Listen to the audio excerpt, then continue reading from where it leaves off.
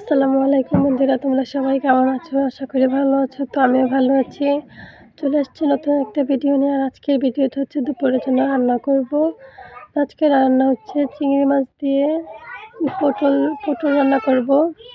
সুবান আবার পটল খায় না, ওর জন্য আবার একটা আলু দিয়ে দিলাম।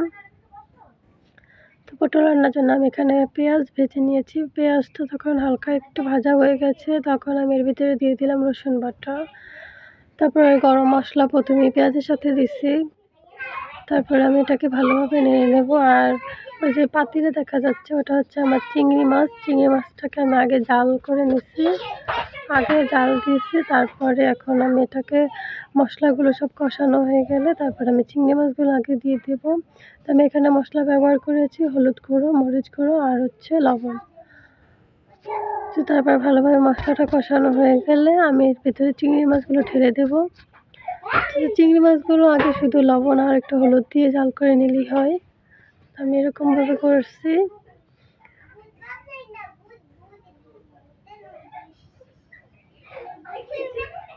তো এটা হয়ে গেলে আমি দিয়ে দেব আমার তরকারি কাটাগুলো। তরকারি আমি কেটে ধুয়ে রেখেছি।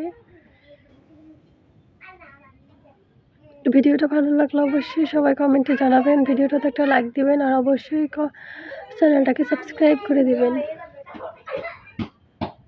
তো আমার তরকারিগুলো দিয়ে দিচ্ছি।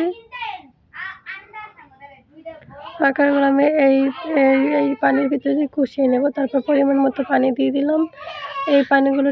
এই পানিটাই যথেষ্ট সিদ্ধ হওয়ার জন্য। তো পানিটাতে সিদ্ধ হওয়ার পরে দেখবেন এই যে আমার তরকারিটা সিদ্ধ হয়ে গেছে। আর আমি পানি দিইনি, ওই পানির ভিতরে আমি এটাকে সিদ্ধ করেছি। তো আমি এই তরকারির ভিতরে এতটুকু ঝোল রাখবো। আর হচ্ছে তরকারিটা আমার খুব ভালোভাবে সিদ্ধ হয়ে গেছে।